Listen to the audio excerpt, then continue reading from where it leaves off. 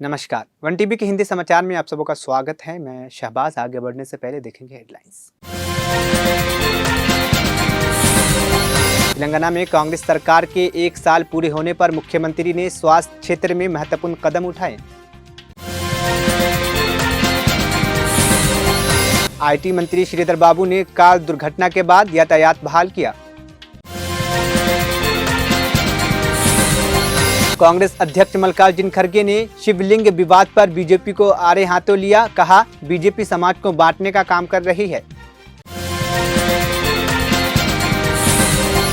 महायुति सरकार पर संशय के बीच एकनाथ शिंदे ने प्रधानमंत्री और भाजपा के फैसलों को बिना शर्त समर्थन देने का किया ऐलान।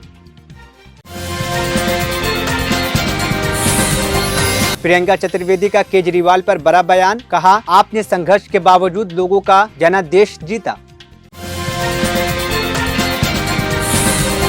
पूर्णिया सांसद पप्पू यादव को धमकी देने के मामले में भोजपुर से युवक गिरफ्तार। पुलिस जांच में जुटी। संसद में संभल हिंसा और अडानी रिश्वतखोरी पर चर्चा की मांग। विपक्षी सांसदों का हंगामा। गिनी के एक बड़े शहर में फुटबॉल मैच के दौरान झड़प, दर्जनों की मौत और कई घायल। अमेरिका यूक्रेन को परमाणु हथियार देने पर विचार नहीं कर रहा है। जैक सुलिवन का बड़ा बयान। अब खबरें विस्तार से।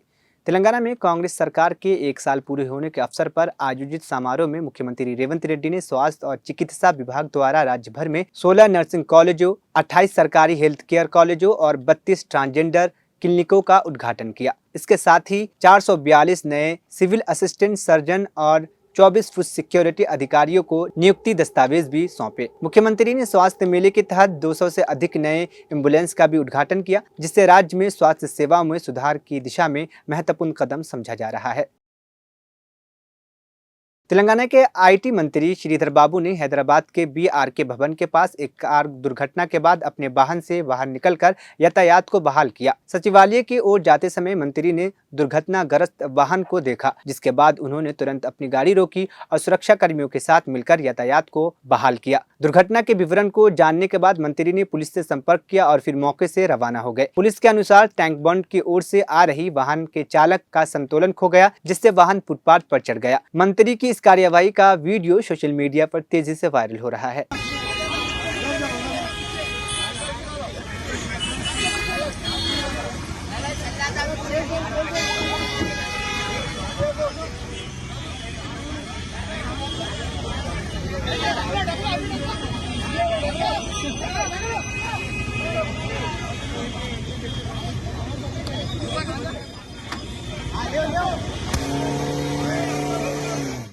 कांग्रेस अध्यक्ष मल्लिकार्जुन खड़गे ने रविवार को दरगाह के नीचे शिवलिंग की मौजूदगी को लेकर हुए विवाद पर भारतीय जनता पार्टी भाजपा पर जमकर हमला बोला। रामलीला मैदान में आयोजित एक बड़ी रैली में खड़गे ने कहा है कि बीजेपी और उसकी विचारधारा न केवल समाज को बांट रही है बल्कि इसे काट भी रही है। खड़गे ने आरोप लगाया कि बीजेपी और आरएसएस की नीति विवाद उत्पन्न करना है और यह नीति ही आज सामाजिक विभाजन की ओर देश को ले जा रही है। उन्होंने कहा कि बीजेपी समाज को बांटने के अपने मिशन को पूरी तरह से जारी रखी हुई है। हमारे जो संविधान में बाबा साहब अम्बेडकर ने लिखा है, एक संविधान पवित्रता रखने के लिए मैं उनका सम्मान करता हूं, लेकिन उन्होंने एक ऐसा जजमेंट दिया जिससे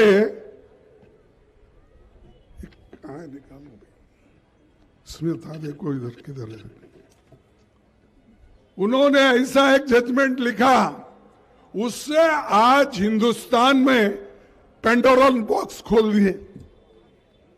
अब सब जगह सर्वे वाले जा रहे हैं, हर जगह सर्वे वाले जाकर, ये पहले मंदिर था, अब ये मस्जिद कैसा हो गया, ये कह रहे हैं। और एक नहीं, दो नहीं, सैकड़ों तरफ आज आवाज उठी है कि हर जगह कुछ ना कुछ मस्जिद के कुछ ना कुछ मस्जिद के नीचे अच्छे मंदिर है, शिव मंदिर, लेकिन हमारे 2023 में बीजेपी का आरएसएस का एक नेता ने कहा, जिनका नाम क्या है, मोहन भागवत, हाँ मोहन भागवत 2022 में कहा हमारा लक्ष्य राम मंदिर बनाने का था। हर मस्जिद के नीचे शिवालय ढूंढने का गलत है। ये किसने बोला, समझे आप? उन्होंने बोला हमारा लक्ष्य राम मंदिर बनाने का था, हर मस्जिद के नीचे शिवालय ढूंढने का गलत। अब आपके लोग ही एक बार ऐसा बोलते हो और एक बार बोलते हैं ये मंदिर गिरा के मस्जिद बनाए, ढूंढो। और भाई कितना ढूंढेंगे आप? अब 1940 जो थी उसको रखने के लिए, स्टेटस को मेंटेन करने के लिए एक कानून बनाया गया 91 में।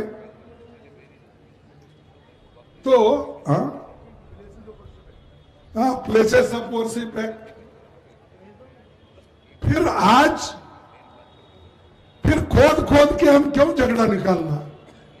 हम सब तो एक है ना, तुम एक ही चाहते ना, एक रहो सेफ रहो बोलते, तुम सेफ रहने ही नहीं दे रहे। कटेंगे बटेंगे तो कटेंगे। अब भाई बांटने वाले भी आप, काटने वाले भी आप। और तुम्हारा नेता मोहन भागवत कहता है ऐसा, भाई बस अब राम मंदिर बन गया, इसके बाद कोई शिवालय ढूंढने की जरूरत नहीं। उन्होंने कहा, ये मेरे शब्द नहीं। अगर उनकी बात को अगर आप मानते हैं बीजेपी वाले, अगर हमारे मोदी साहब मानते हैं, शाह अगर मानते हैं, अरे भाई तुम्हारा नेता लीडर आरएसएस का, जिसके सहाय से, जिसके कोऑपरेशन से, जिसके सपोर्ट से तुम सत्ता में आते हो, और सत्ता उन्हीं के वजह से तुमको मिली, उनका तो बात सुनो। नहीं सुनते तो मुझे तो ऐसा लगता है कि मोहन भागवत अपने लोगों को, दुनिया को एक दिखाने के लिए ये कहते हैं और करने के लिए दूसरा मार्ग, यानी सरकार को ये ऐसी बातें करने लगाते हैं। तो मैं कहूंगा मुख में राम बगल में छुरी। एक तरफ तो ऐसा करते हैं, एक रहेंगे, दूसरे तरफ तो आप ही लोग ये सब कुछ करते हैं। इसीलिए मैं ये बात कहने में मेरे को हिचकिचाहट नहीं है। जो भी देश के लिए नुकसान पहुंचाता है उसके खिलाफ हम लड़ते रहेंगे, चाहे वो किसी जाति किसी धर्म का हो। हमको संबंध नहीं है, हमारे को संबंध है इस देश के संविधान का, हमको संबंध है प्रजाप्रभुत्व का, लोकतंत्र का, हमको संबंध है इस देश में हम सब मिलके रहने का। कहीं जाता है कोई, ठीक है भाई अब शुरू करो। पार्लियामेंट के नजदीक कौन सा बड़ा किला है? हाँ, लाल किला। लाल किला मुसलमानों ने बनाया, तोड़ दो जाके। फिर अरे जाकर लाल किले पे भाषण करते हो और सब मस्जिदा तोड़ने को शुरू करते हो, कानून भी आप ही बनाते हो, तोड़ते ही आप ही। जाओ कुतुब मीनार को धक्का लगाओ, वो भी गिरो क्योंकि मुसलमान ने बनाया। जाओ ताजमहल मुसलमान ने बनाया, उसको भी जाके तोड़ो। जाओ हैदराबाद चार मीनार है, उसको भी तोड़ो। जाओ बीजापुर को गोल गुम्बज है, वहां वर्ल्ड फेमस गोल गुम्बज।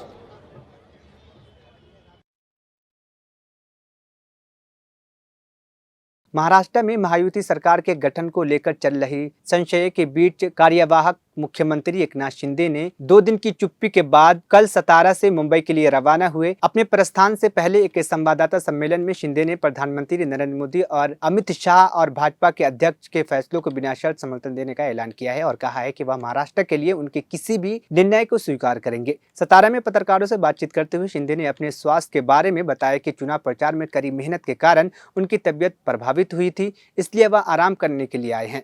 शिंदे ने यह भी कहा है कि उन्होंने अपनी 2.5 साल के कार्यकाल में कोई छुट्टी नहीं ली और चुनाव प्रचार के दौरान एक दिन में 8 से 10 रैलियां की। शिंदे ने आगे कहा है कि उनकी सरकार जनता की आवाज है और लोगों के कल्याण के लिए जो सबसे अच्छा होगा वही किया जाएगा। सरकार आणि मला विश्वास होता की या निवडणुकीमध्ये प्रचंड यश मिळेल। आम्ही ज्या योजना केल्या त्याचं प्रतिबिंब या निवडणुकीमध्ये पाहायला मिळालं। तसंच्या तसं आतापर्यंतच्या इतिहासामध्ये एवढ्या मेजॉरिटीने महायुतीला जे यश मिळाले, जनतेचा मुख्यमंत्री, मी कॉमन मॅन म्हणून जे काम केलं, मी म्हणायचो सीएम म्हणजे चीफ मिनिस्टर नुसतं नाही तर कॉमन मॅन, आणि कॉमन मॅन समजून मी काम केल्यामुळे कॉमन मॅनच्या ज्या अडचणी आहेत, दुःख आहेत, ते मी समजून घेऊन सोडवण्याचा प्रयत्न केला। त्यामुळे सारी काही लोकांची भावना पण आणि त्याबरोबर मुख्यमंत्री म्हणून माझ्या नेतृत्वाखाली निवडणुका झाल्या। माझे दोन्ही उपमुख्यमंत्री सोबत होते, सर्व सहकारी सोबत होते आणि मिळालेले यश हे अतिशय प्रचंड आहे। आणि यामध्ये मी म्हणूनच याच्यामध्ये कोणाचाही संभ्रम नको म्हणून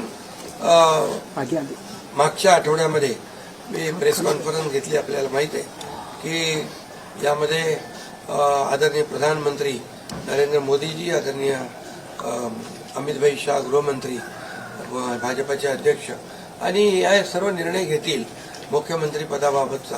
तो मी सांगितलं त्याला पूर्ण शिवसेनेचा पाठिंबा आहे, माझा पाठिंबा आहे। त्यामुळे आता कुठं काही असं किंतु परंतु कोणाच्याही मनामध्ये नसावा। शेवटी मी मनमोकळेपणाने काम करणारा कार्य, चर्चेमधून बऱ्याचशा काही गोष्टी निघतील, बऱ्याचशा गोष्टी सुटतील आणि त्यामुळे आम्हाला सर्वात महत्त्वाचं म्हणजे आम्हाला जे निवडून दिलेलं आहे लोकांनी, त्या लोकांना ज्या काय आम्ही कमिटमेंट केलेली आहे त्या राज्याच्या विकासाच्या दृष्टीने किंबहुना ज्या आम्ही लोकांची बांधील आहोत, ही बांधिलकी आम्हाला जपायची आहे। सगळ्यात महत्त्वाचं मला काय मिळालं, कुणाला काय मिळालं यापेक्षा जनतेला काय मिळणार आहे। महाराष्ट्रातल्या जनतेने भरभरून मतदान केलेलं आहे, मतांचा वर्षाव केला आहे। आता त्यांना आम्ही आमच्या पद्धतीने जे देण्याचा प्रयत्न होणार आहे। त्यामुळे यामध्ये लोकांच्यासाठी जे करायचं आहे ते आम्ही करणार। उपमुख्यमंत्री पदासाठी श्रीकांत शिंदेचं नाव समोर येते आपल्या गटाकडनं, ही गोष्ट खरी आहे का? नाही बघा, चर्चा अजून आहे। दुसरी एक बैठक आमची होईल तिघांची आणि त्या बैठकीमध्ये खूप साधक बाधक चर्चा होईल आणि त्यामधून योग्य तो निर्णय या महाराष्ट्राच्या हिताचा।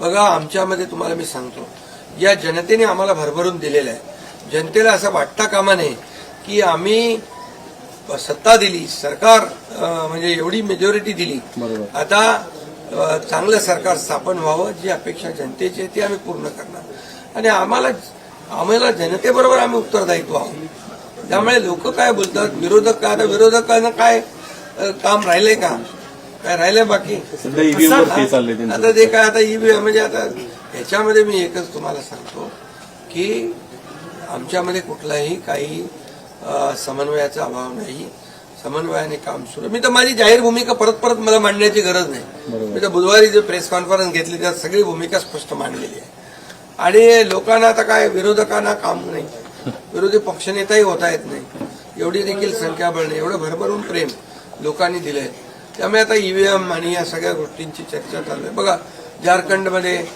ते जिंकले तेव्हा काय ईव्हीएम चांगलं होतं का? आणि त्याचबरोबर लोकसभेमध्ये ते जिंकले तेव्हा काय ईव्हीएम चांगलं होतं? आता पण लोकसभेचा एक त्यांचा माणूस जिंकलाय या सर्व निवडणुकीत, पोटनिवडणुकीमध्ये. त्यामुळे कर्नाटकमध्ये, तेलंगणामध्ये असेल, झारखंडमध्ये असेल, यामध्ये ते विरोधी पक्षाला देखील यश मिळाले.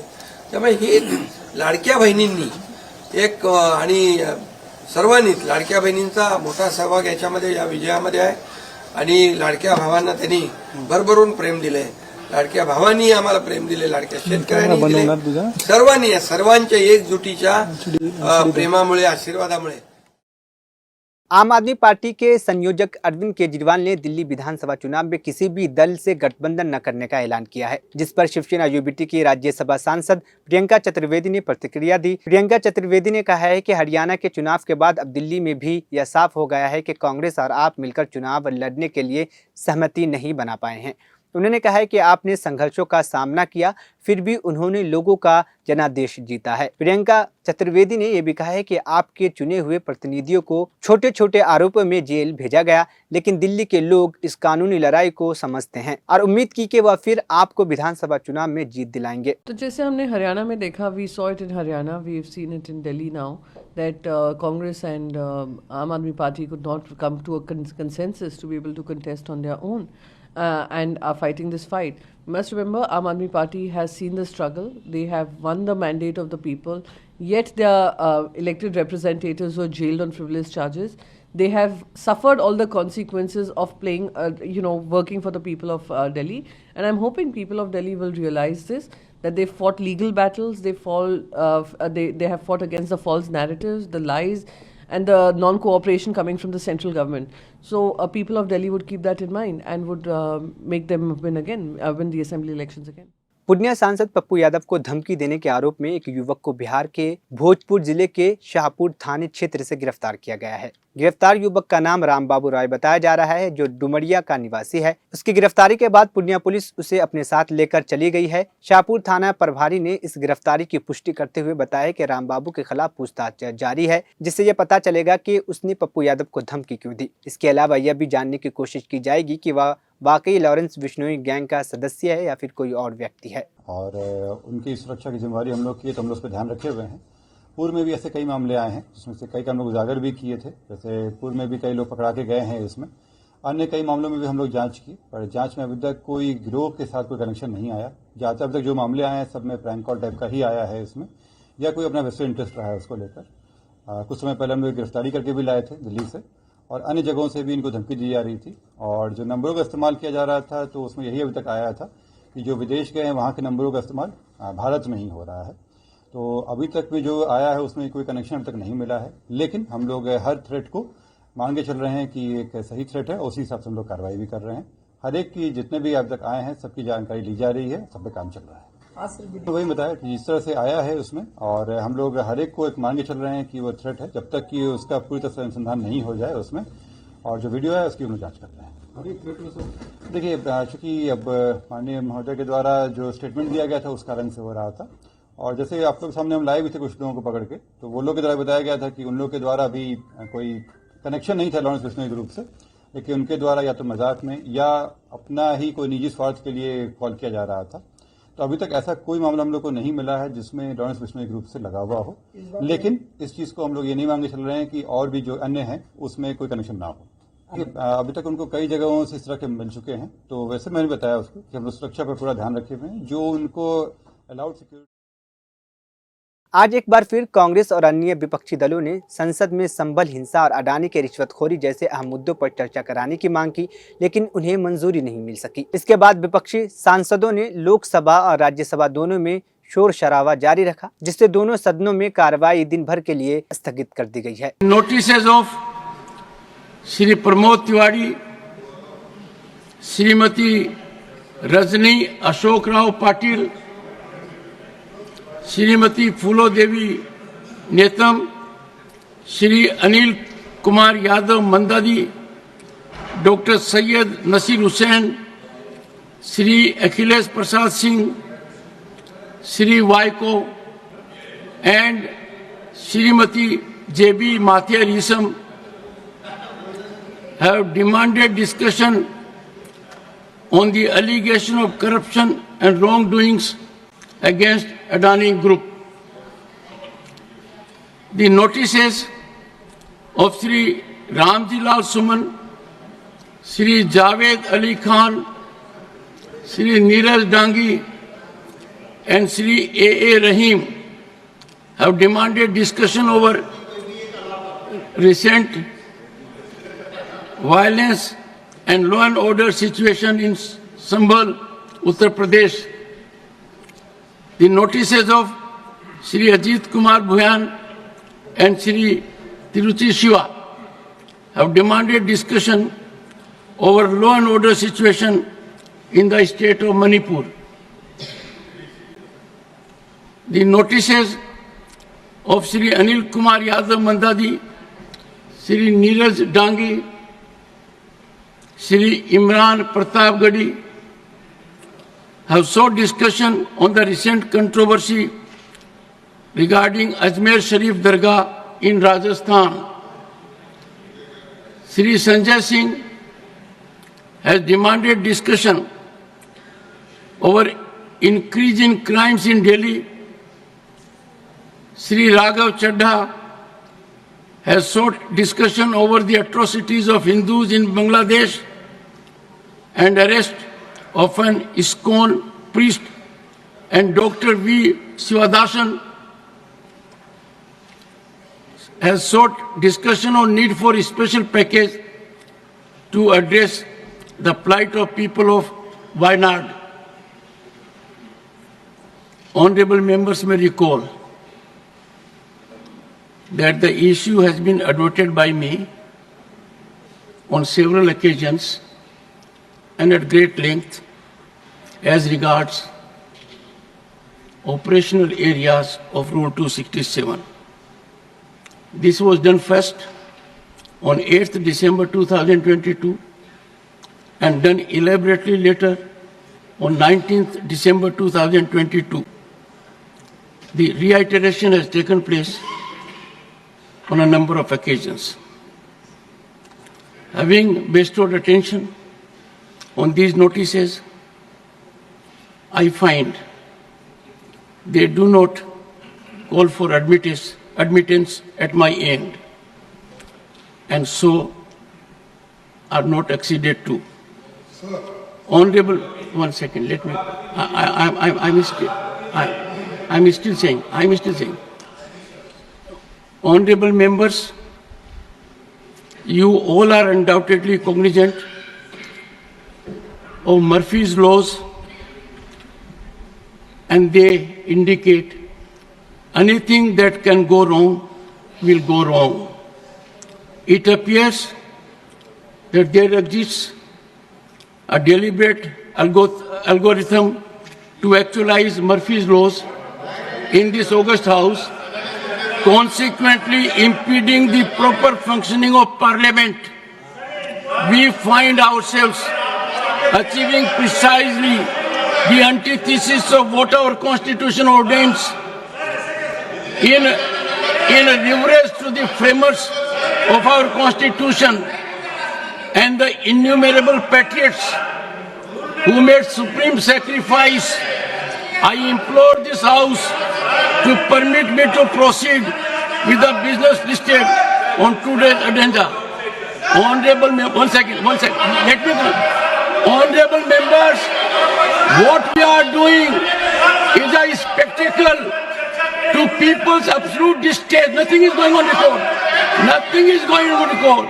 I appeal to you in the name of framers of the Constitution, people of this country, allow the Parliament to function.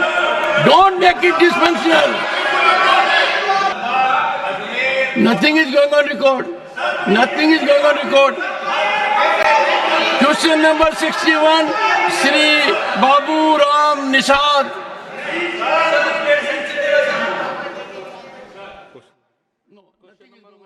रविवार को गिनी के दूसरे सबसे बड़े शहर एनज़ेरोकोरे में एक फुटबॉल मैच के दौरान दर्शकों के बीच हुई जबरदस्त झड़प में दर्जनों लोग मारे गए हैं और कई लोग घायल हो गए हैं। अस्पताल सूत्रों के मुताबिक अस्पताल के गलियों और शवगृह में शवों की कतारें देखी जा रही है।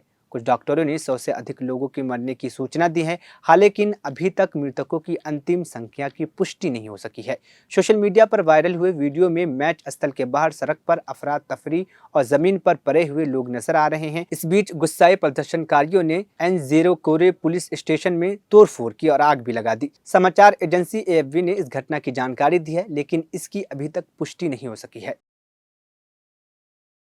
अमेरिका के राष्ट्रीय सुरक्षा सलाहकार जैक सुलिवन ने कहा है कि अमेरिका यूक्रेन को पारंपरिक हथियारों की आपूर्ति पर ध्यान केंद्रित कर रहा है, लेकिन वह यूक्रेन को परमाणु हथियार देने की संभावना पर विचार नहीं कर रहा है। सुलिवन ने ABC के दिस वीक कार्यक्रम में कहा है कि संयुक्त राज्य अमेरिका यूक्रेन को अपनी रक्षा क्षमताओं को मजबूत करने के लिए विभिन्न पारंपरिक हथियार प्रदान कर रहा है। उन्होंने ये भी स्पष्ट किया है कि परमाणु हथियारों की वापसी का सवाल बिल्कुल नहीं उठाया जा रहा है।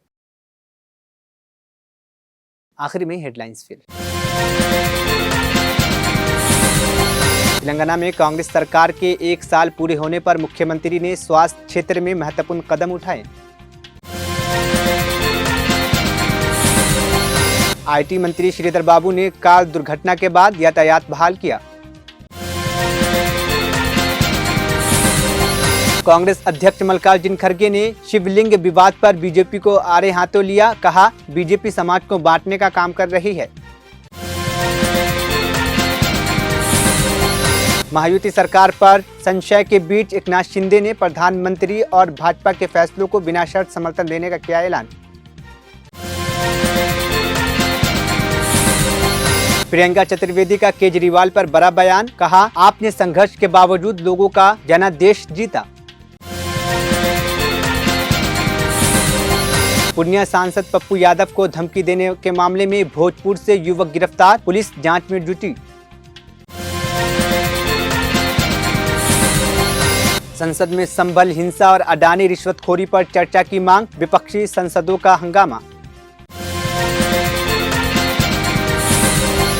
गिनी के एक बड़े शहर में फुटबॉल मैच के दौरान झड़प, दर्जनों की मौत और कई घायल।